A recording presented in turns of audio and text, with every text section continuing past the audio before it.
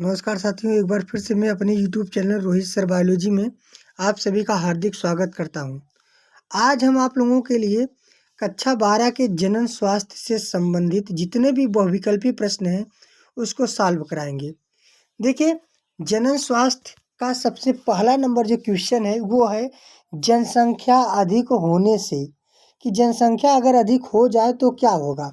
प्रति व्यक्ति आयु कम हो जाएगी, माने जितने व्यक्ति हैं उनकी आयु कम हो जाएगी, प्रति व्यक्ति आयु ज़्यादा हो जाएगी, जनसाधारण स्वास्थ्य अच्छा हो जाएगा, उपरोक्त में से कोई नहीं।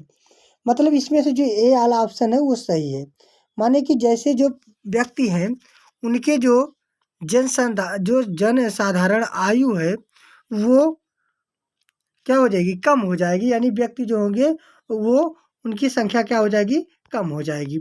अगला प्रश्न है, वर्तमान समय में गर्भ निरोधक सर्वाधिक मान्य क्या है। माने वर्तमान समय में गर्भ को रोकने के लिए सबसे अधिक कौन सी विधि का प्रयोग किया जाता है। तो सबसे अधिक इसमें प्रयोग किया जाता है अंतःगर्भाशी युक्तियाँ का, यानी कि जो युक्ति गर्भाशय में लगाया जाता है, चाहे वो कॉपर टी हो गया, चाहे आप कंडोम भी कर सकते हैं, ये सब एक प्रकार से युक्ति होता है जिसे हम गर्भ निरोधक गर्भ को रोक सकते हैं। यानी ऑप्शन नंबर सी वाला जो है वो सही है। तीसरा का प्रश्न है, डॉक्टर में गर्भाशय में कॉपर टी एक प्रभावी एवं अंतःगर्भाशी युक्ति होने के कारण है। माने कि जो कॉपर टी का प्रयोग किया जाता है वो किस लिए, कुछ शुक्राणुओं की निषेचन क्षमता में कमी, माने इसकी कमी उपयोग क्यों किया जाता है। गर्भाशय में कॉपर टी आयन मोचित होने के कारण शुक्राणुओं को भक्षण क्रिया में वृद्धि, शुक्राणुओं की गतिशीलता में उपयुक्त में से सभी। माने कि इसके लिए प्रभु जो उपयुक्त सभी है, ये ऑप्शन नंबर जो डी है ये करेक्ट आंसर है। अब चौथा वाला प्रश्न है, भारत में प्रथम जनगणना प्रारंभ हुई। माने भारत में सबसे पहले जनगणना कब शुरू हुआ था। तो ऑप्शन नंबर जो बी है वो करेक्ट आंसर है, यानी कि भारत में सबसे पहले जो जनगणना है वो कब शुरू किया गया था, वो हुआ था 1891 ईस्वी में। सबसे पहले जनगणना 1891 ईस्वी में हुआ था। अगला प्रश्न पांचवा वाला है, पांचवा प्रश्न है, उच्च मृत्यु दर के कारण जनसंख्या में 3 हारस लिखिए। माने कि अधिक जनसंख्या जब बढ़ जाएगा तो क्या प्रभाव पड़ेगा। तो ऑप्शन नंबर जो ए है वो देखिए जनसंख्या घनत्व, बी है जनसंख्या अवनप, जनसंख्या विस्फोट, इनमें से सभी। माने कि जब मृत्यु दर अधिक हो जाएगा तो माने कि लोग मरने अधिक लगेंगे, तो यहाँ पर घनत्व तो कहाँ हो पाएगा, विस्फोट कहाँ हो पाएगा, जब बढ़ नहीं करे तो विस्फोट कहाँ से होगा। यानी ऑप्शन नंबर जो बी है ये वाला ऑप्शन सही हो जाएगा। और छठवां वाला है, एमनियोटिस एक प्रक्रिया है। एमनियोटिस जो होता है इसे हिंदी में कहते हैं उल्बद्रव। उल्बद्रव जो होता है वो भ्रूण के चारों तरफ तरल पदार्थ होता है जो कौन सा काम करता है। अब भ्रूण के बारे में हम बोल दिए तो यानी ऑप्शन नंबर जो सी है वो सही है। माने कि जो भ्रूण होता है उसको कौन सा रोग है, आनुवांशिक रोग है, कितने वर्ष का बच्चा है, विकास कर रहा है कि नहीं कर रहा है, इसकी पता लगाने के लिए एमनियोटिक द्रव से किया जाता है। अगला सातवां प्रश्न, सहेली, ये देखिए गर्भ निरोधक दवा है। जो मादा गर्भ निरोधक गोली है प्रयोग की जाती है, इसका प्रयोग कब किया जाता है, माने कि इसका समय कब है।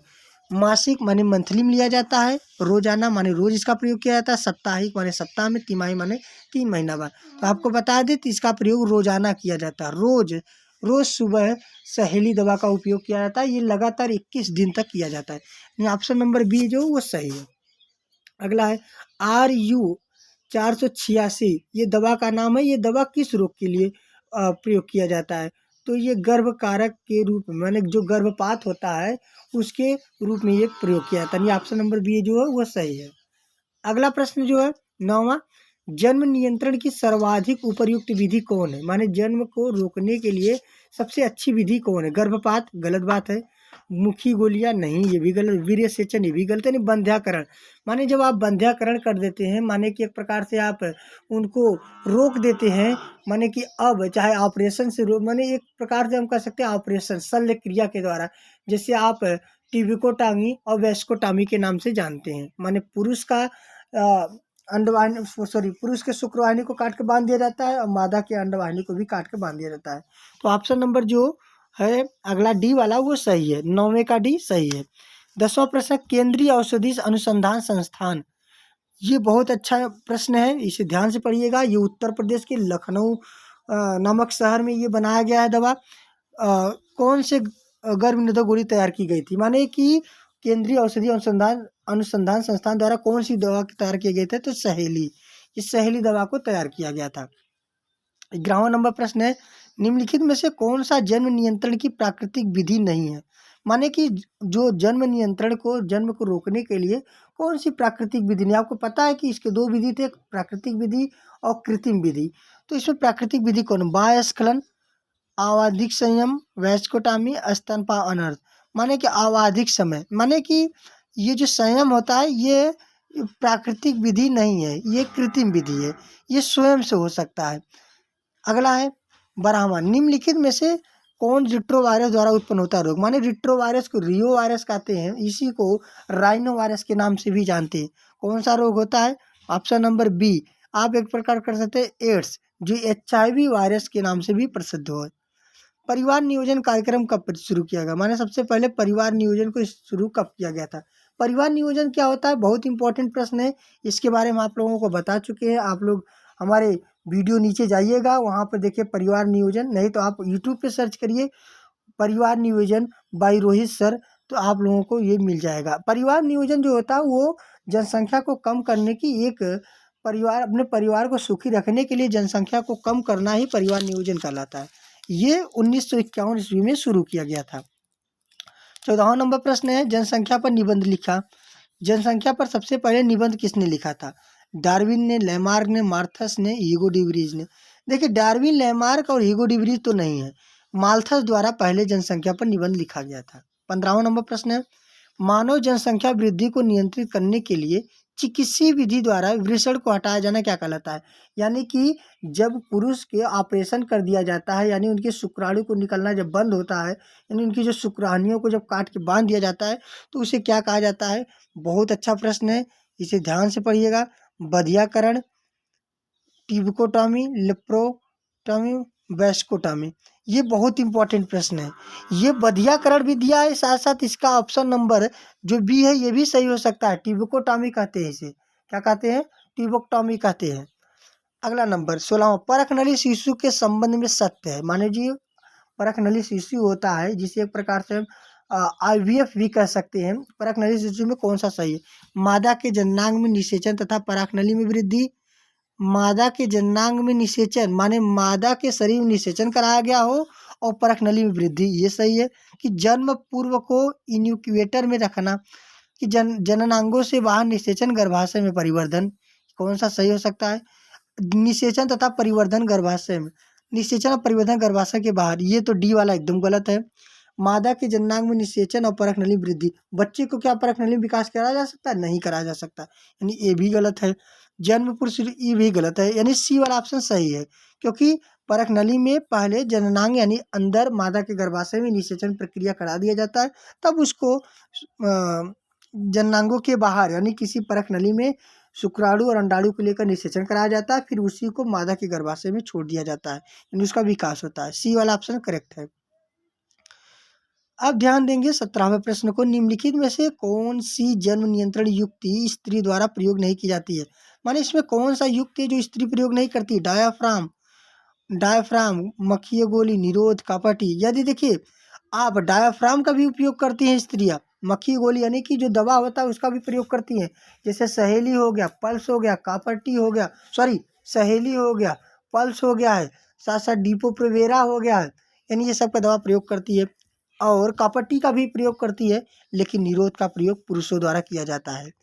18वां नंबर पर, जन्म पूर्व भ्रूण को जांच करने विधि का क्या नाम है, माने कि जन्म से पहले, अभी हम इसको बताए थे सबसे पहले, यानी एमनियोटिसिस जो होता है, इसी से जन्म से पहले भ्रूण की जांच किया जाता है, उनके रोगों का पता लगाया जाता है, आनुवांशिक रोगों का, और पता लगाया जाता है वो लड़का है या लड़की, और ये भी पता लगाया जा सकता है कि वो कहीं रोगी तो नहीं है।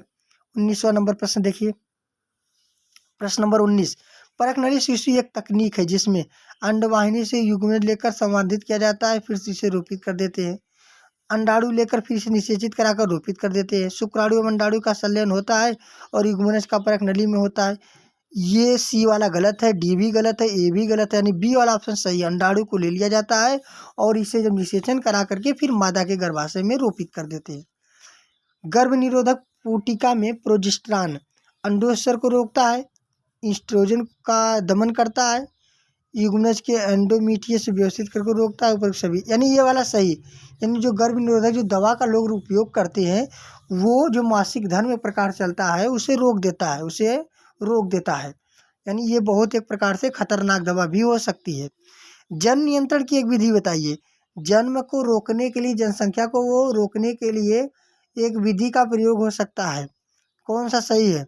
जिफ्ट है, IVF, IUDI, माने कि IUDS है, माने ये जो है डी वाला ऑप्शन जो है ये करेक्ट आंसर है।